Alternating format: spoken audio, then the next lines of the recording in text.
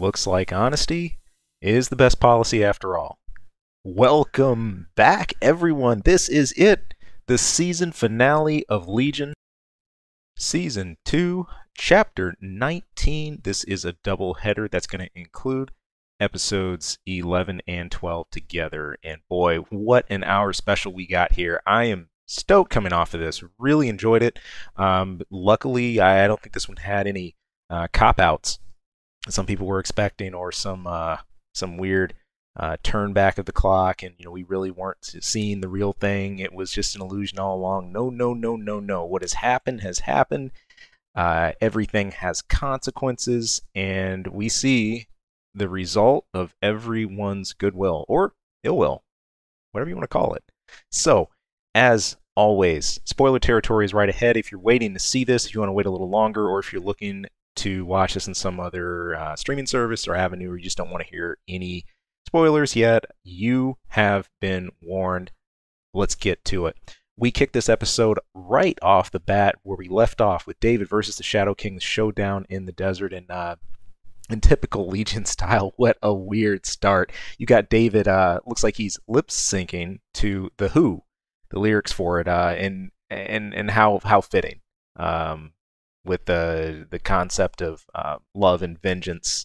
And to match him, Farouk, aka the Shadow King, does the same thing, except he's not singing the song in English. I believe he's following his own track in French, and both of these just godlike mutants start levitating and really approach one another. This is a type of battle that is a meeting of minds in so many ways. We've had this tease since the beginning of this season. I think back to the dance club ending from right early in the season. I also think back to a couple of other mental joust Shadow King has had with David here. One being at the banquet table when David had just found out what had happened to his sister.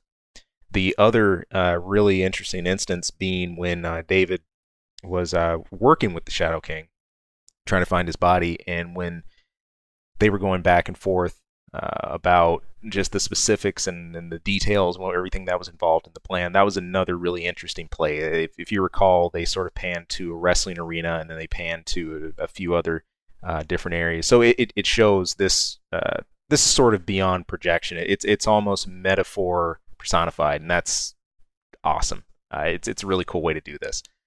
So, of course, I think my expectations coming into this battle that it wasn't going to be something like, let's say, watching one of the Superman films or something like that, or some kind of crazy Dragon Ball stuff. If anything, this was a war of projection, and what really struck me as a war on the astral plane.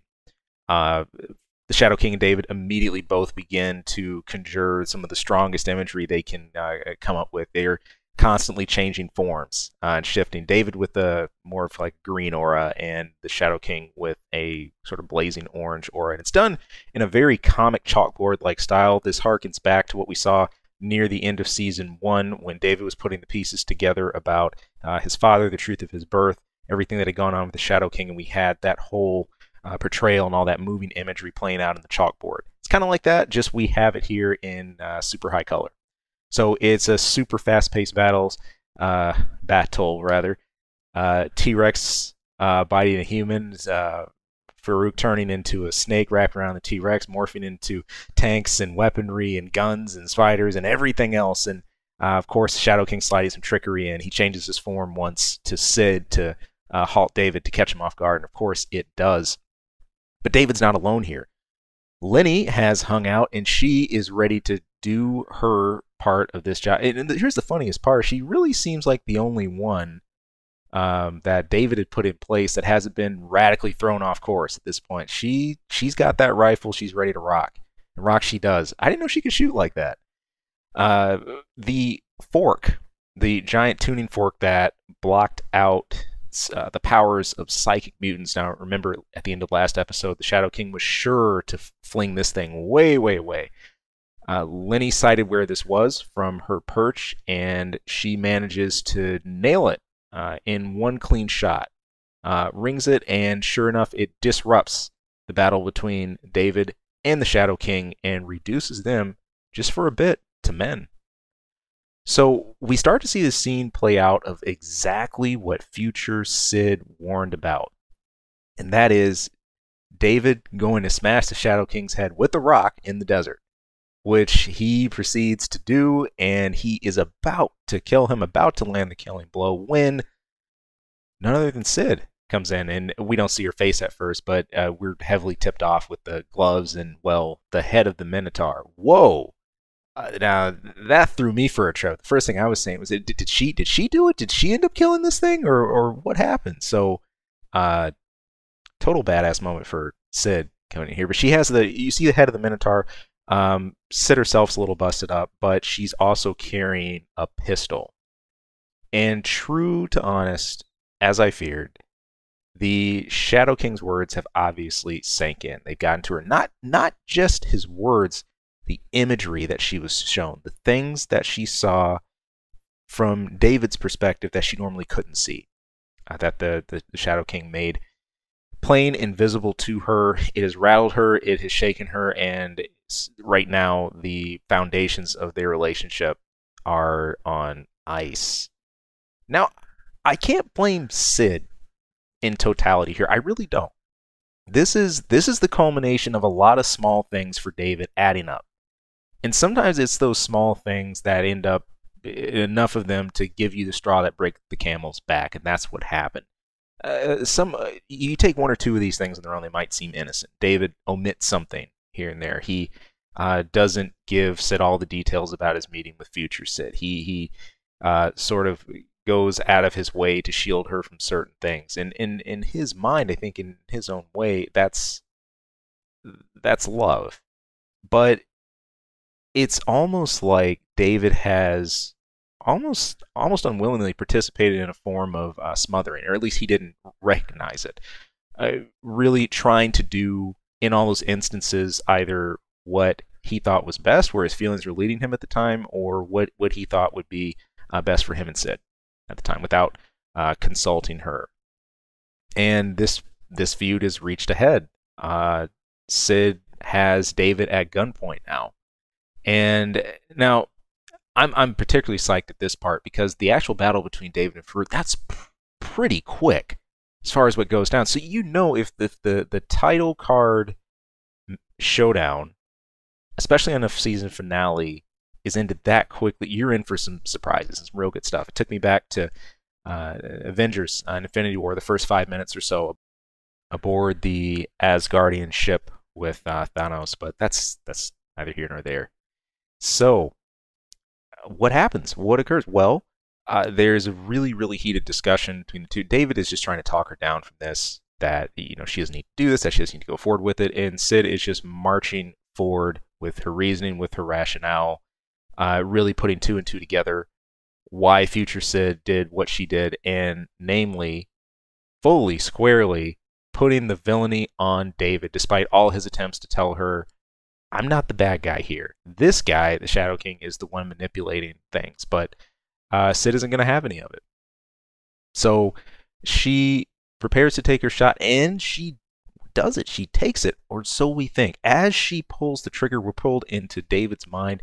There's a recording on loop of, it's like an old, like 70s-esque television, but it's the narrator from earlier in the series talking about delusion. And again, we see the black goop, chicken eggs, and then hatching. And one of David's personalities ends up splitting away from him. Now, this is cool. This is the Legion that I remember from the comics. And we haven't seen this David, what I call hyper-rational David, since the end of Season 1, when he helped him figure out how to break the Shadow King's chain. So he appears again and really tells David, look, man, you've been walking under a delusion this whole time. You got all these people around you that want to control you, that want to limit you, that want to keep you in a box, and you're letting your guard down because of Sid, because of her. You don't need to be limited by her.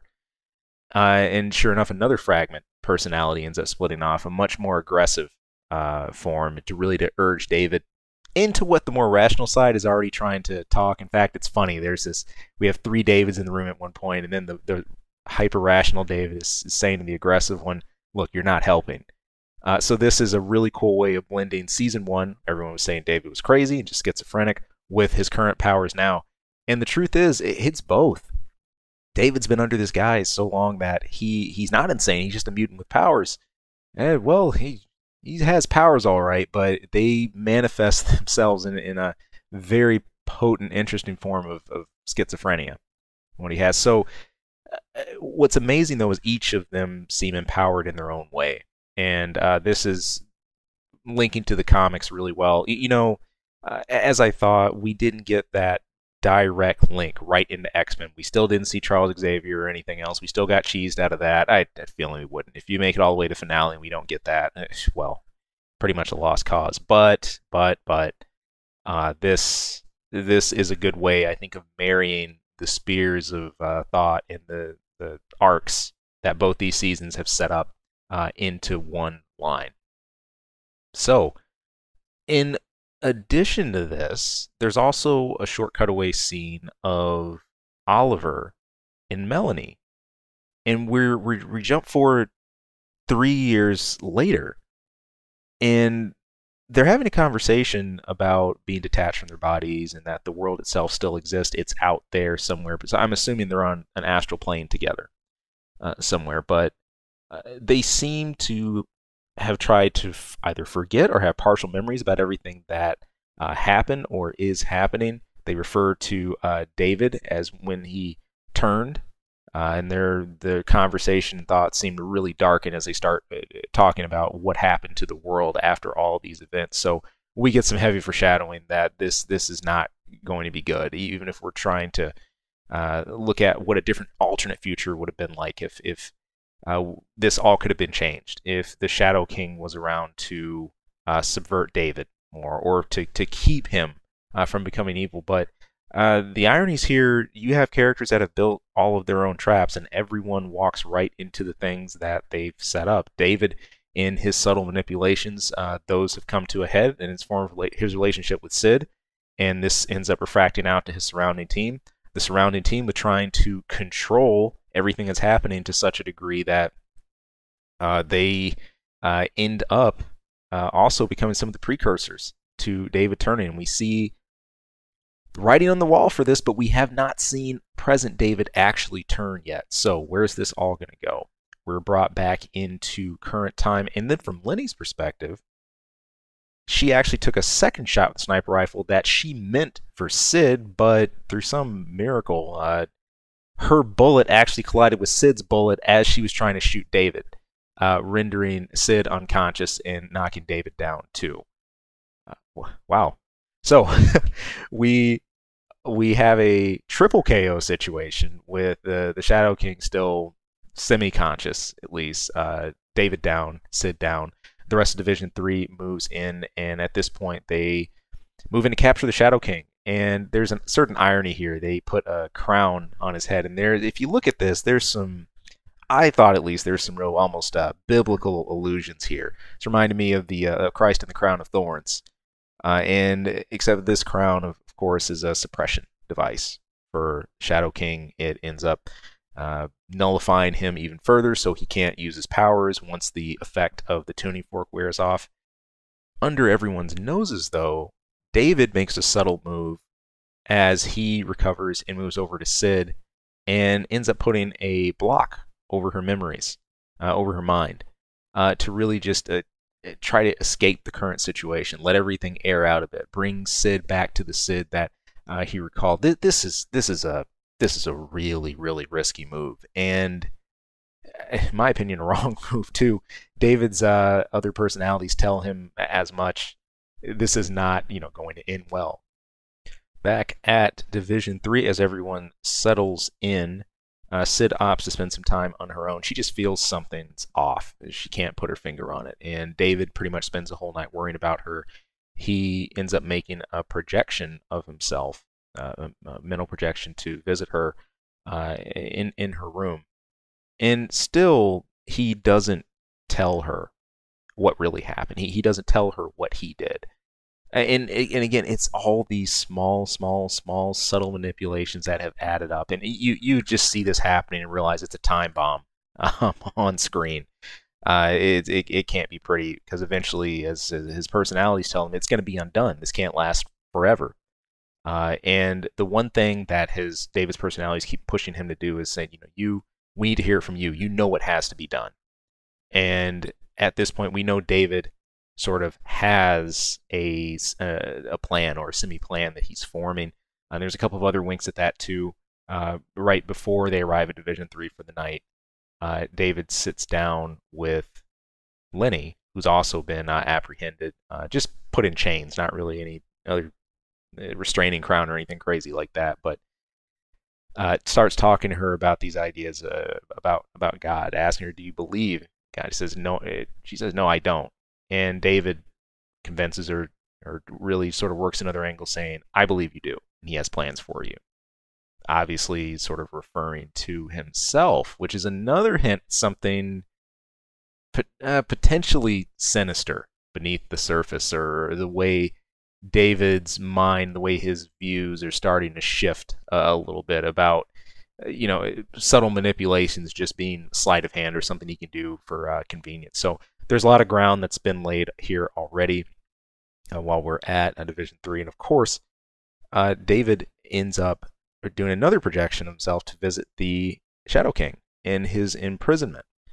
And it seems like he's gloating at first about his victory, about the position the Shadow King is in. But there's a really chilling line that the Shadow King gives him, saying, what you're doing to that woman, what you're doing to Sid, is absolutely wrong. And eventually, she will look at you with the same eyes that you have for me.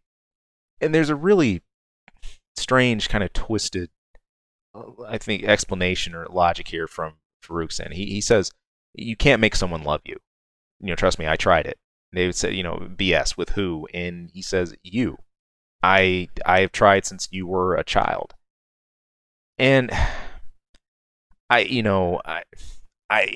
Farouk has shown constantly that he is willing to do whatever it takes to survive, to live. But this was odd. This was kind of telling. This is almost something that made me want to dig even more into some of his motivations outside of just basically surviving like a leech off of a very powerful mutant. Of course, David refuses to feel any kind of sympathy for him, and instantly just moves right on from that. So the Shadow King isn't out of tricks.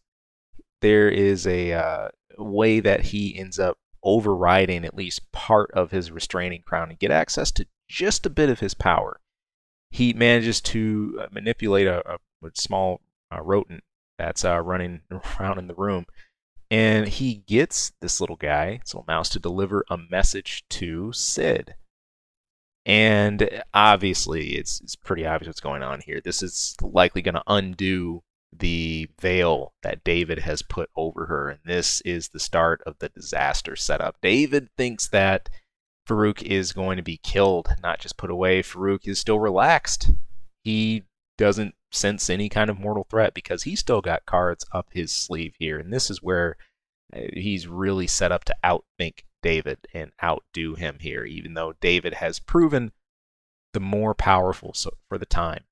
So the day of the trial comes. This is supposed to be the trial for the Shadow King, but it's anything but that. David comes in the room preparing to take his seat. He notices something is amiss when the others mention the Shadow King should be there soon. There needs to be a little bit more paperwork done. I need to ask David a few other questions. And I was wondering if he was going to just use teleportation and just get out of there as soon as he really saw something was off. But David starts walking to head out of the room, and sure enough, he steps on the middle panel, and a barrier force field forms around him, shaped like an atom that blocks his telekinetic power. Now, this was built by Carrie, and it turns out Carrie had been doing research the night before to retrace the events that happened on the hill, and he sees the scene with David putting the veil over Sid, so he knows something's happened here, and him and Sid have talked. In the meantime, Sid, unbeknownst to David, has her memories back, has her full mind back, and she is utterly convinced at this point that David is the villain. So David imprisoned in the middle of this room now with those he thought were his friends, his colleagues, Admiral Fukuyama, the droids, Sid, Carrie, the Shadow King, and the rest of others from Division 3. This is bad. So David it feels unbelievably betrayed in this case. He starts seeing his other personalities again. We're outside of this barrier saying, look, we told you so. You were under a delusion the whole time and you wouldn't believe us. These people with little animal minds just want to contain you. That's all. So the droids and Fukuyama note that they have consorted with the Shadow King, who has informed them of the future events that are to occur. And with David in his current state, they believe that there is a 98% chance of David becoming the true villain and those things happening. So I said, look, hold the phone. I understand that this group is dedicated to protecting the world from either extremely powerful mutants or restraining huge threats and things like that. But a calculation is a calculation. I think this is what's going to split some fans here. I want to know in the comment section below, where at this point in the episode, where were you? Were you still in David's corner, or were you leaning away from him so hard because of all the things he had done? Had that added up for you enough to make you fall out with him as a character? I'm wondering. I'm just saying it right now. I'm Team David all the way right here. I'd love to talk to some of you about this, so let me know. Anywho, David is just flabbergasted by this, and he has just an ongoing conversation with Sid about all this, who's just convinced, saying, look, give it up, David. Just submit to treatment and care and just be restrained, and this can, we can at least still work something basic out. And this is crazy, shocking from Sid. This totally blows up so much of the resolve that she really impressed me with in earlier episodes as well. In fact, David lingers on these lines a lot about how God loves the sinners the most, those who, the idea of scars and traumatic instances being your armor and all these things that Sid has taught him. This stuff, their love, what they had in their relationship, but obviously for Sid, the potential threat of the future, but I think more so the small things David has done have just added up to just a boiling point for her. And I look at this, and I really see this as more of an interpersonal feud that's just exploded. I don't.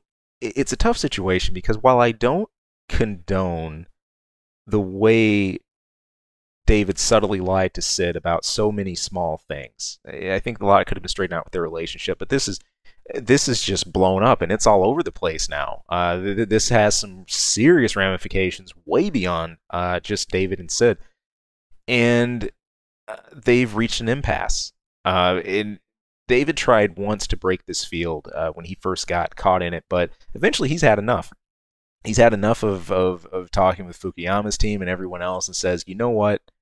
I gave you all a chance. So in typical David fashion, this is not going to restrain him with the level of power he has. And Carrie nervously tries to say, I think the barrier will hold. It doesn't. David shatters his thing and seems to enter an almost like a trance, godlike state with the massive bright light shining behind him, levitating. Also compounded on the fact, the imagery here in this episode makes it so powerful with him wearing white. A lot of these ideas of the way purification is being presented here, but David doing so himself, or fully blossoming and accepting who he is, not just in terms of powers, but in terms of mentally, where he is too. As Sid says, it's not that you're just sick. It's not that you're just a mutant. You're both. And this is something that David is obviously at peace with. He, in a really spectacular fashion, I actually thought effects-wise this was even a little better in some ways than his battle with the Shadow King. He destroys the barrier and instantly teleports out of the room. The guards scramble, everyone goes looking for him, and where does David show up? None other than Lenny's cell, keeping his word, true to his promise, asking her if she wants to come with him, that he is smashing out of this joint. He's gone. Of course, Lenny, being as gung-ho crazy as she is, instantly agrees. David, in a very, really seems almost like a biblical illusion of breaking chains and the idea of freedom, and freedom being found in God, freedom being found through Christ, so on and so forth. David makes that metaphor live, brings it to life, lets Lenny's chains fall away, frees her. Just then the guards show up, and it doesn't matter at this point. David has an unbelievably powerful telekinetic barrier that just absorbs all the bullets that are thrown his way, and he is gone, teleports away with Lenny, just as Sid comes to the cell along with some of the others. And the last line that they have is, "Now what happens?" And the best they can come up with from there is, "Now we pray." That wraps it up. That's the end, people, for now. Will this come back for a season 3? Will we have more? There weren't any weird clips or anything at the very end of the episode or anything like that that I could see, but this is what we have for now. Really, a Legion becoming a lot more like the comics Legion, at least in his personal power set and his personal story. But where we go from here, if we go from here, who knows? So I want to thank you all so much for standing by, for just hanging with us, hanging with me through these reviews, through this series. Of course, if you want to go back and check out any other previous reviews, they are backlogged. They're right here on our channel. Be sure to check those out. I would love to talk to you guys about these a little bit. I had a comment, so in one of the last episodes, thank you, Missy, about a little factoid or two, or something that actually happened in a scene, and I think the way that we all look at these things. One thing I love about this series is I think the way that it messes with us collectively. The things we're free to interpret or take liberties on or not interpret. That's everywhere. So anyway, I hope to talk to you guys about this more. I hope to hear from you. Please, again, leave a comment or toss us an email. And that's going to do it. Stay tuned for our Cloak and Dagger series that Chris and I are going to be doing together, more movie reviews, and of course our weekly show. But until then, I'm giving this episode a 9 out of 10, and I just want to leave you all with the line that was left lingering for me, that popped up in narrative form about 80% of the way through this doubleheader episode we had here. That was this. For what is normal is that upon which 9 wise men can agree, leaving the 10th to swing from a hangman's rope. Peace out, people. Hey people, thank you for tuning into this episode and taking a listen. If you like our content, if you like what you're listening to, or anything we go over, hey, please, we would not only love to hear more from you, but if great if you could throw some support. You can subscribe right below. Also, you can toss us a line anytime. That's ksawmedia@gmail.com. Of course, you can tune in for our channel anytime for movie reviews, game reviews, a lot of random wacky stuff. Who knows what you'll hear. And of course, our episode each week where we're bringing the nerdiest things we can find, dig up, and maybe not find. Maybe the stuff that just drops in our laps. But anyway, hey, thank you so much for tuning in. Thank you for listening. We hope to hear from you again later. Take care.